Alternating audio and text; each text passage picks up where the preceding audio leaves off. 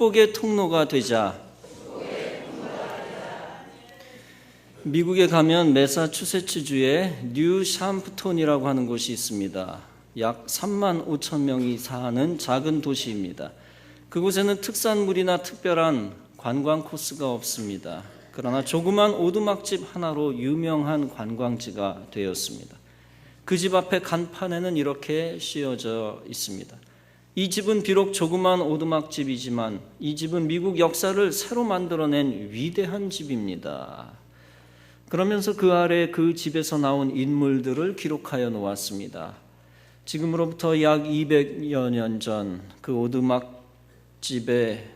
오두막에 집을 짓고 남편 조나단과 그 아내 사라가 가정을 이루고 살았습니다. 그들은 초라한 부부로 이름 없는 가문의 사람이었습니다.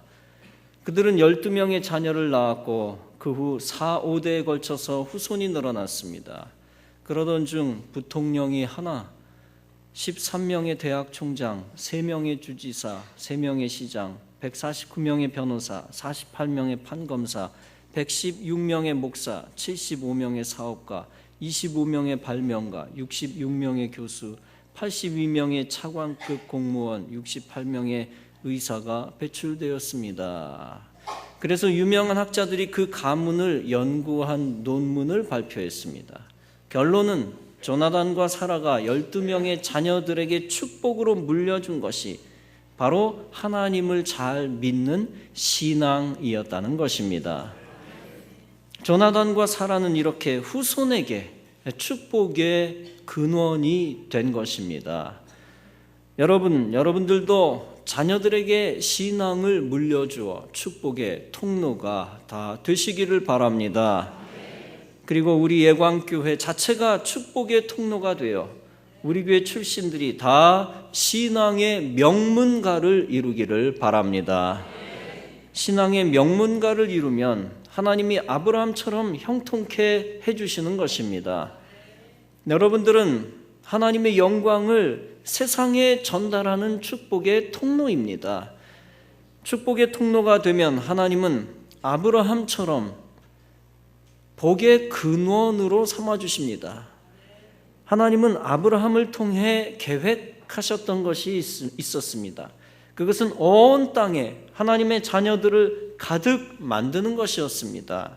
온 세계의 풍성한 예배자들을 통해 교회를 만드는 것이었습니다. 그래서 본문은 말씀합니다. 내가 너로 큰 민족을 이루고 네게 복을 주어 내 이름을 창대케 하리니 너는 복의 근원이 될지라. 즉 하나님께 영광 돌릴 하나님의 백성들을 많이 만드시겠다는 것입니다. 그것을 위해 하나님이 아브라함을 축복의 근원, 축복의 통로로 삼아 주셨다는 것입니다. 하나님은 아브라함을 통해 주님이 탄생하게 하셨습니다. 아브라함과 같은 축복의 통로가 되면 그 사람을 통해서 위대한 인물들이 생겨납니다. 그런 축복의 통로가 되기 위해서는 믿음으로 제자를 기르고 믿음으로 자녀를 길러야 합니다. 대부분 큰 인물들은 믿음 좋은 어머니 밑에서 배출되었습니다. 아므람과 요게벳의 가정에서 모세가 출생했습니다. 엘가나와 한나 가정에서 사무엘이 출생했습니다. 요셉과 마리아는 성화된 하나님의 사람이었기 때문에 그들에게 메시아가 주어졌습니다. 사가랴와 엘리사벳의 가정에서 세례 요한이 출생했습니다. 어거스틴의 어머니 모니카의 신앙과 헌신 때문에 어거스틴은 성 어거스틴이 되었습니다. 야곱은 축복을 강렬하게 사모했던 사람입니다. 장자권을 귀하게 여기고 간절히 사모했고 그것을 넘겨받았습니다. 그러던 중에 그 자신 자체가 축복의 통로의 역할을 하기도 했습니다. 야곱이 외삼촌 라반의 집에 머물렀습니다. 처음에 라반은 그렇게 부자가 아니었습니다. 그런데 야곱의 성실한 믿음에 의해 라반이 거부가 되었습니다. 그래서 창세기 30장은 반증을 하고 있습니다. 야곱이 그에게 이르되 내가 어떻게 외삼촌을 섬겼는지 어떻게 외삼촌의 짐승을 쳤는지 외삼촌이 아시나이다. 내가 오기 전에는 외삼촌의 소유가 적더니 번성하여 때를 이루었나이다. 나의 공력에 따라 여호와께서 외삼촌에게 복을 주셨나이다. 여러분, 야곱도 외삼촌을 위한 축복의 통로로 사용되었던 것입니다. 축복의 통로가 된다는 것은 참으로 감격스러운 것입니다. 그것은 하나님께서 함께 하신다는 징표가 되기 때문입니다. 요셉도 축복의 통로가 되었습니다. 하나님이 요셉을 통하여 이집트에 하나님의 백성들을 많이 만드는 것이 목적이었습니다. 그래서 하나님이 요셉의 지경을 넓혀주셨습니다. 창세기 49장은 말씀합니다. 요셉은 무성한 가지라, 그 샘 곁에 무성한 가지라, 그 가지가 담을 넘었도다. 이처럼 하나님이 일단 누구든지 축복의 근원으로 삼아주시기만 하면 그를 통하여 축복의 물이 흘러 넘치는 것입니다. 여러분들 모두 아브라함과 같이 요셉과 같이 축복의 통로가 다 되시기를 바랍니다. 여러분들을 통하여 예배드리는 하나님의 백성들이 많이 생기는 역사가 있기를 바랍니다.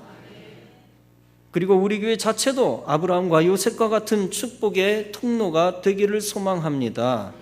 우리 교회 때문에 영적으로 죽어가는 사람들이 많이 살아나 구원 생명을 얻기를 바랍니다. 우리 교회 때문에 우리 교회와 전 세계에 더 많은 사람들이 예배드리는 기적이 나타나기를 바랍니다. 여러분, 축복의 통로로 사용되지 못하는 이유가 무엇입니까? 그것은 증오와 미움으로 인하여 저주가 남아있기 때문입니다. 축복의 통로가 되어야 하는데 증오로 채워져 있으면 축복이 흐르지를 않습니다. 마태복음 18장에서 예수님의 비유의 말씀 속에 어떤 임금이 나옵니다. 그가 다음과 같이 말합니다. 악한 종아, 네가 빌기에 내가 네 빚을 전부 탕감하여 주었거늘 내가 너를 불쌍히 여김과 같이 너도 네 동료를 불쌍히 여김이 마땅하지 아니하냐. 너희가 각각 마음으로부터 형제를 용서하지 아니하면 나의 하늘 아버지께서도 너희에게 이와 같이 하시리라. 그렇습니다. 우리가 상대방을 용서하지 않으면 하나님이 우리를 용서하지 않는다라는 말씀이죠. 우리가 상대방을 용서하면 하나님도 우리를 용서해 주신다는 말씀입니다.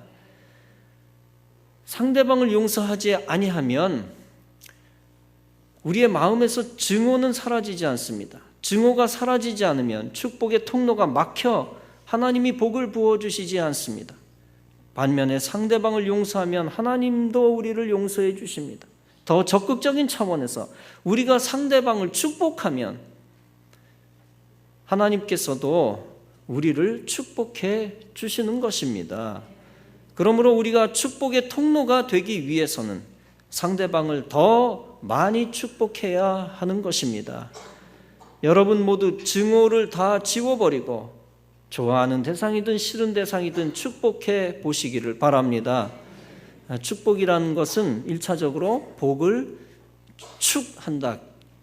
빈다, 빌축자입니다. 복을 기원한다는 얘기입니다. 저 사람이 복을 받게 하옵소서. 그렇게 어떤 대상이든 축복해 보시기를 바랍니다. 그러면 하나님이 여러분들을 다 축복하실 것입니다. 하나님이 여러분을 축복한다고 하는 것은 하나님이 여러분들에게 복을 선포한다는 얘기입니다. 하나님이 여러분에게 복을 선포하면 그대로 여러분이 복을 받게 되어지는 것입니다. 여러분이 사람을 축복할 때 하나님이 여러분에게 복을 주시는 것이고 또 하나님이 여러분을 축복하며 축복의 선언을 할 때 여러분은 필연적으로 복을 받게 되어지는 것입니다. 너를 축복하는 자에게는 내가 복을 내리고 너를 저주하는 자에게는 내가 저주하리라고 했습니다. 여러분, 이 말씀처럼 감격스러운 말씀이 어디 있습니까? 하나님이 나의 편이 되어주시겠다는 것입니다. 내 인격이 부족해도 내 편이 되어주신다는 것입니다. 나를 친아들처럼 여기시고 나를 위해 주신다는 것입니다. 악한 짓을 저지른다고 해서 그 악한 짓을 방치하시겠다는 뜻이 아닙니다. 악한 짓을 저지르고 불신의 행동을 하면 하나님이 벌을 주십니다. 그러나 내가 어리석다고 해서 하나님이 나를 뒷전으로 몰아내시지 않는다는 것입니다. 오히려 약점과 어리석음에도 불구하고 하나님이 나의 편을 들어주신다는 것입니다. 그리고 하나님이 나를 가장 하나님과 가까운 존재로 여겨주신다는 것입니다. 여러분, 일개 대통령이 평민을 위하고 그의 편이 되어줘도 그 평민은 감격 속에 살아가게 되는 것이죠. 하물며 하늘 아버지께서 나의 편이 되어주신다. 이것만큼 감격스러운 것이 어디 있습니까? 여러분들에게 그런 은혜가 있기를 간절히 바랍니다. 하나님이 편들어 주시면 여러분을 저주하는 자는 망하게 되어 있습니다. 그리고 여러분을 축복하고 잘하는 자를 형통하게 해주시는 것입니다. 그러므로 땅의 모든 족속이 너를 인하여 복을 얻을 것이니라고 했습니다. 그것이 바로 축복의 통로가 되는 축복입니다. 그런 축복의 통로가 되기 위해서는 먼저 하나님의 사람을 공경해야 합니다. 히브리서 13장은 말씀합니다. 너희를 인도하는 자들에게 순종하고 복종하라. 그들은 너희 영혼을 위하여 경성하기를 자신들이 청산할 자인 것 같이 하느니라. 그들로 하여금 즐거움으로 이것을 하게 하고 근심으로 하게 하지 말라. 그렇지 않으면 너희에게 유익이 없느니라. 하나님은 여러분들이 아무에게나 순종하라고 말씀하지 않았습니다. 여러분을 영적으로 인도하는 자에게 순종하라는 것입니다. 영적 지도자를 도와서 교회를 세워가는 것입니다. 하나님이 편들어 주시는 영적 지도자를 도와야 하나님이 그의 편이 되어 주시는 것입니다. 하나님이 편들어 주시는 인생이 되면 축복의 통로가 될 수밖에 없는 것입니다. 반대로 하나님이 편들어 주시는 영적 지도자를 무너뜨리면 어떻게 됩니까? 축복의 통로는커녕 저주의 씨앗을 심게 되는 것입니다. 그렇게 되면 악을 뿌리는 자가 되어 악의 열매를 거두는 것입니다. 그러므로 우리가 하나님과 사람으로부터 인정을 받으려면 하나님의 사람을 인정하고 존중하고 순종해야 합니다. 그 원리대로 여러분들은 축복의 통로가 되어 축복의 열매를 만들게 될 것입니다. 성도 여러분, 하나님이 아브라함을 축복하시는 이유가 무엇입니까? 아브라함을 통하여 하나님의 축복의 물이 후손들과 사람들에게 흘러 넘치게 하기 위함입니다. 마찬가지로 하나님의 사람들에게 복을 주시기 위하여 축복의 통로를 먼저 만드십니다. 물을 사람들에게 공급하기 위해서는 배관을 설치해야 되고 수도관이 설치되어야 하는 것입니다. 하나님이 많은 사람들에게 축복의 물을 퍼뜨리게 하기 위해서 축복의 사람들, 축복의 통로들을 미리 정하시는 것입니다. 그 축복의 근원이 되는 사람을 먼저 만드시고 그를 축복의 통로 되게 하십니다. 이런 축복의 근원, 축복의 통로가 되기 위해서는 어떻게 해야 합니까? 축복의 물을 흘려보내는 훈련이 되어 있어야 합니다. 즉 남에게 베푸는 습관이 전생에 걸쳐 진행되어야 합니다. 잠언 19장은 말씀합니다. 가난한 자를 불쌍히 여기는 자는 여호와께 꼬이는 것이니 그 선행을 갚아주시리라. 즉 가난한 자를 불쌍히 여기고 돕는 것은 하나님께 꾸어주는 것과 같다는 것입니다. 그래서 하나님이 대신 축복으로 갚아주신다는 것입니다. 그러므로 여러분들은 남에게 선을 베푸는 복의 근원이 되시기를 바랍니다. 남의 성공을 돕는 자가 되시기 바랍니다. 남을 웃게 해줄 수 있는 자가 되시기 바랍니다. 다른 사람의 눈물을 그칠 수 있게 하는 사람 되시기 바랍니다. 그리고 다른 사람이 영생을 얻을 수 있도록 예수 복음 전하는 자 되시기를 바랍니다. 그러면 여러분들은 축복의 근원과 통로가 될 수 있습니다. 여러분, 복을 거두고 싶다면 복의 씨앗을 뿌려야 합니다. 행복을 거두고 싶다면 행복의 씨앗을 뿌려야 합니다. 재물의 복을 거두고 싶다면 남의 삶 속에 재물의 씨앗을 뿌려야 합니다. 인복과 우정을 거두고 싶다면 인복과 우정의 씨앗을 뿌려야 합니다. 희생을 마다하지 않고 누군가의 친구가 되어 주어야만 축복의 통로가 될 수 있습니다. 영적으로는 희생을 마다하지 않고 전도하여 영적 멘토가 되어 주어야 합니다.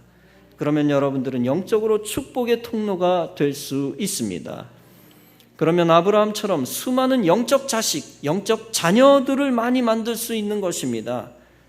여러분, 축복의 통로가 되고 싶다고 욕심만 가져서는 안 됩니다. 마음만 앞선다고 되는 게 아닙니다. 순종하며 축복의 씨앗을 뿌려야 하는 것입니다. 그래야 여러분의 인생이 황무지에 머물지 않고 기근에 빠지지 않게 됩니다. 기근 가운데는 물질적 기근과 친구의 기근이라는 것이 있습니다. 물질이 없어 궁핍하며 친구가 없어 도움을 받지 못하는 것입니다. 평안이 없는 평안의 기근, 즉 불안이라고 하는 것이 있습니다. 건강이 사라지는 건강의 기근, 즉 질병과 고통이라는 것이 있습니다.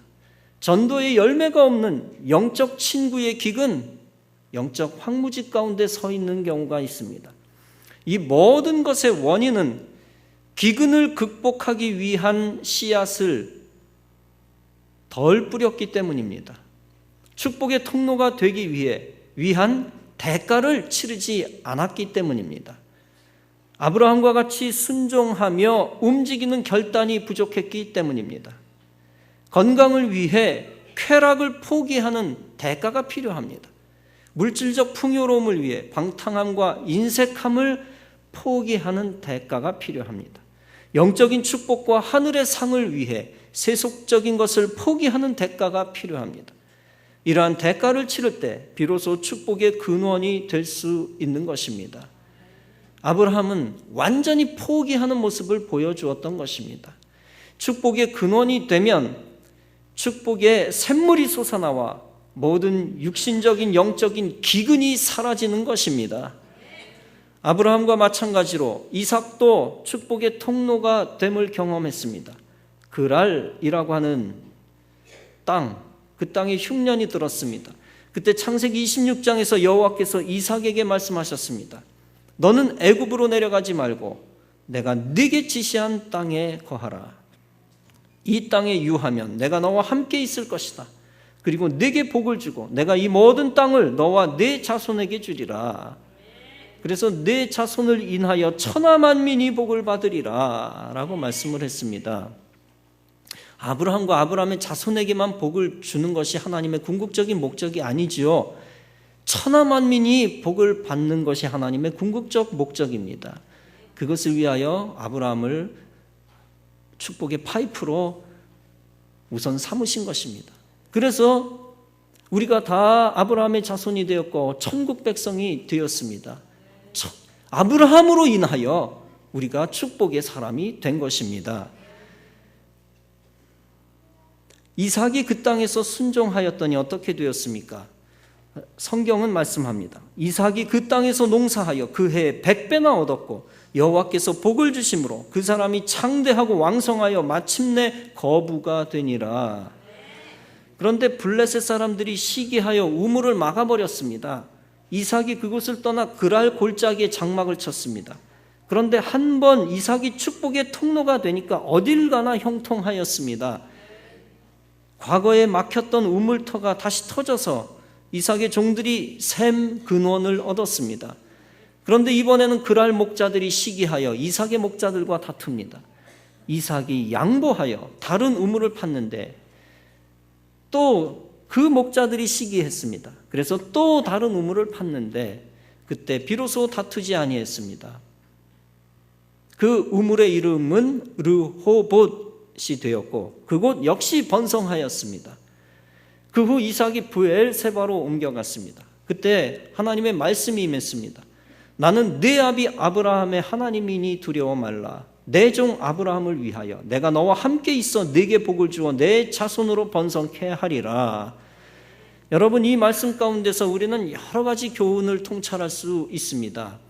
그 가운데 축복의 통로가 되기 위해 중요한 조건 중에 하나가 있는데 그것을 우리가 발견할 수 있습니다.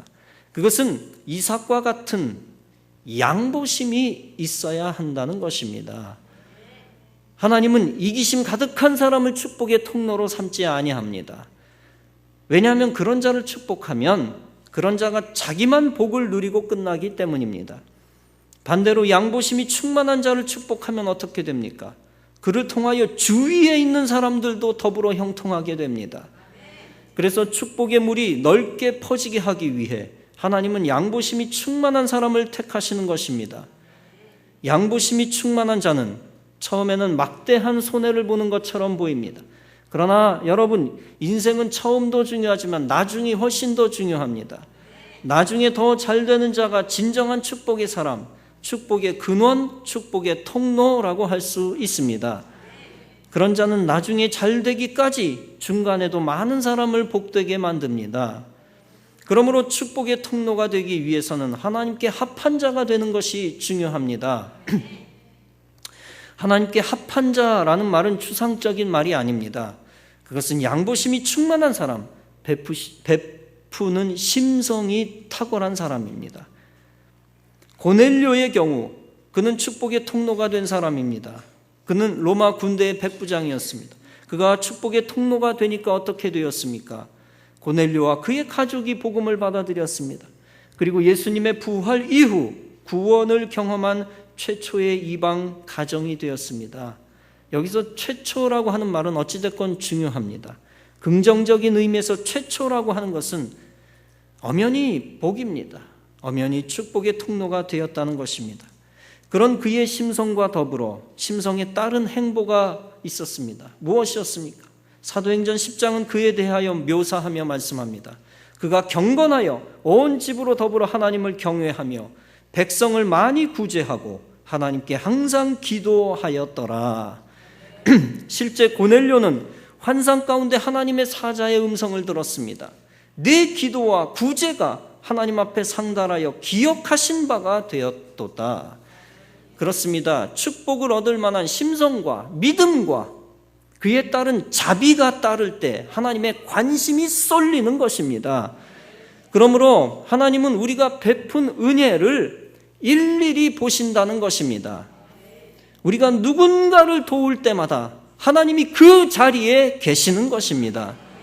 그리고 주님을 위해 희생하고 물질을 드릴 때 주님께서 여러분들을 축복의 통로로 만들어 주시는 것입니다. 고린도후서 9장은 말씀합니다. 하나님은 즐겨내는 자를 사랑하시느니라. 하나님이 능히 모든 은혜를 너희에게 넘치게 하시나니 이는 너희로 모든 일에 항상 모든 것이 넉넉하여 모든 착한 일을 넘치게 하게 하려 하심이라. 하나님은 목적을 가지고 사람을 축복하시는 하나님입니다. 그렇습니다. 하나님이 여러분들을 축복의 통로로 만드시려고 여러분을 착하게 만드시는 것입니다. 이삭과 같은 성품으로 변화시키시는 것입니다. 그리고 순종하는 자, 씨앗을 뿌리는 자로 만드시는 것입니다. 사랑하는 성도 여러분, 여러분 모두 아브라함처럼 여러분의 이름이 창대케 되어지기를 소망합니다. 여러분의 후손이 여러분으로 인하여 큰 민족을 이루기를 바랍니다. 혹시 예수님이 일찍 재림하시면 여러분이 큰 민족을 당장 이루기 어려울지도 모릅니다. 그러나 그렇다 할지라도 여러분의 후손은 그의 상당한 큰 사람들이 될 것입니다. 또한 여러분들로 인하여 우리 교회가 더욱 크게 부흥하기를 바랍니다. 그리고 여러분과 가까운 사람이 더불어 여러분 때문에 형통하는 일이 생기기를 바랍니다. 그런 축복의 통로가 되는 것은 감격스러운 인생입니다. 받기만 하는 인생보다 훨씬 감격스러운 인생입니다. 그런 감격스러운 인생이 되기 위해 아브라함처럼 절대 순종의 사람이 되시기를 바랍니다. 여러분, 여러분의 인생의 통로 가운데 거듭 말씀드리지만 모든 증오와 미움을 비워버리시기를 바랍니다. 거룩한 의미에서 스케일링을 해야 되는 겁니다. 지워버려야 되는 겁니다. 그래야 원활하게 순환되어지는 것이죠. 증오와 미움이 찌꺼기로 남아있어서는 안 됩니다. 미움을 버리고 사람을 귀하게 여기고 존중하시기 바랍니다. 특히 축복의 통로가 되기 위해 결정적으로 하나님의 사람을 존중하시기 바랍니다. 하나님이 이미 택한 사람, 하나님이 이미 복 주시기로 작정하고 사랑하는 사람을 존중하시기 바랍니다. 축복의 통로가 되기 위해 아브라함과 이삭과 야곱과 요셉처럼 마음을 잘 다스리시기를 바랍니다.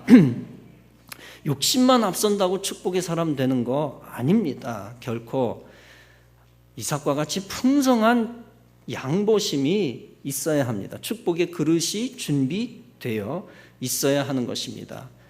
단돈 몇 푼 잃어버리고 몇 푼 좀 손해봤다고, 다른 사람 손에 들어갔다고, 내가 그냥 강제적으로 양보당했다고, 몇 푼 남의 손에 들어갔다고 부르르 떠는 심성, 축복의 통로 될 수 없는 심성입니다. 아브라함과 이삭과 야곱과 요셉처럼 마음을 잘 다스려야 합니다. 마음과 생각에서 불신앙을 버리고 하나님과 반대되는 사상을 버리고 순전한 믿음의 사람의 생각과 똑같이 되어서 그 믿음의 사람의 생각을 따라야 할 것입니다. 그리고 오직 순전히 말씀 위에 서서 야곱처럼 축복을 사모하시고 요셉처럼 축복의 그릇을 준비하시기를 바랍니다. 그러면 우리 하나님이 기쁘게 여러분을 축복의 통로로 만들어 주실 것입니다. 이와 같은 믿음 갖고 축복의 통로로 거듭나 축복을 풍성하게 흐르게 하고 가족과 사람들을 복되게 하고 교회를 더욱 부흥케 하고 하나님께 크게 영광 돌리는 성도 여러분 다 되어지시기를 주님의 이름으로 축원합니다.